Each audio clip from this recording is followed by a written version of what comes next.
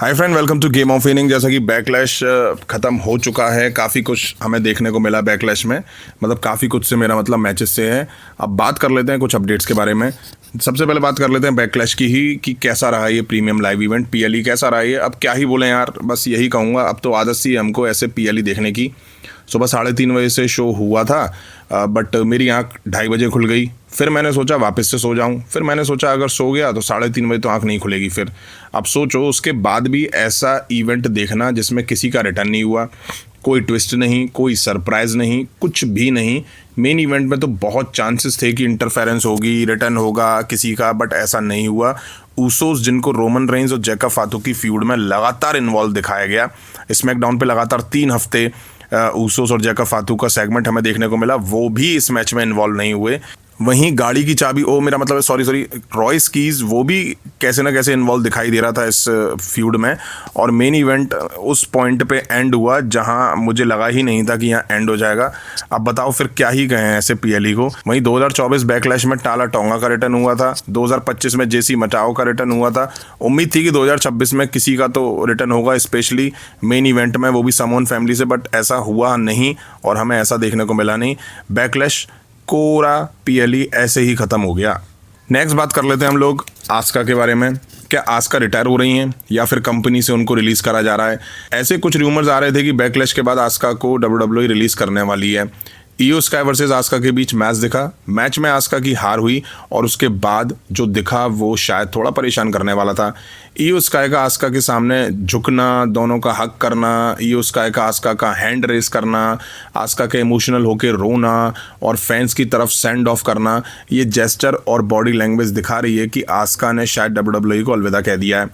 वहीं आस्का ने बैकलैश के बाद पोस्ट भी डाली जिसमें कुछ कैप्शन तो नहीं लिखा, बट उससे कहीं ना कहीं ऐसा लग रहा है कि आस्का रिटायर होने वाली हैं या रिटायर होने की हिंट दे रही हैं या वो कंपनी छोड़ने वाली हैं या कंपनी ने उन्हें रिलीज़ कर दिया है। वहीं डब्ल्यूडब्ल्यूई के कुछ बड़े सुपरस्टार ने आस्का को लेके पोस्ट भी डाली हैं, हालांकि कैप्शन में उन्होंने कुछ भी नहीं लिखा है, केवल आस्का के फ़ोटो हैं। वहीं आस्का ने इंस्टाग्राम पर पोस्ट करी है जिसमें जो उन्होंने सॉन्ग लगाया है वो ये है जिसमें लिखा है एंड इज़ नियर। सवाल यही है कि क्या ये आस्का का गुड बाय है डब्ल्यूडब्ल्यूई को? सवाल ये भी है कि क्या आस्का रिटायर होने वाली हैं या फिर रिलीज़ डब्ल्यूडब्ल्यूई उनको कर रही है पे कट के चलते। डब्ल्यूडब्ल्यूई का भी समझ में नहीं आता है किसी को रिटायरमेंट के नाम पे इतना लंबा टूर देना और किसी को मैच के ठीक बाद रिटायर कर देना, उनका रिटायरमेंट स्पीच ना, उनका ना लास्ट मैच अनाउंस करना रिटायरमेंट के तौर पर उनको ना दिखाना, ना फैंस को बताना कि वो रिटायर हो रही हैं कि नहीं हो रही हैं।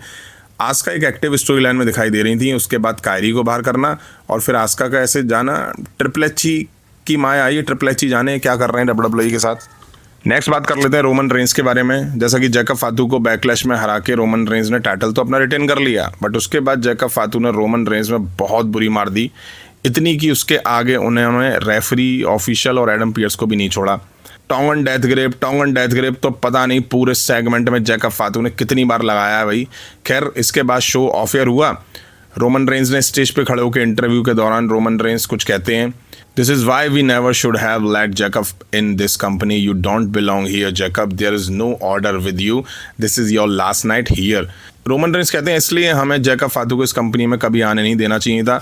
तुम यहाँ के लिए नहीं बने हो, तुम्हारे साथ कोई ऑर्डर नहीं है, आज तुम्हारी यहाँ लास्ट नाइट होने वाली है।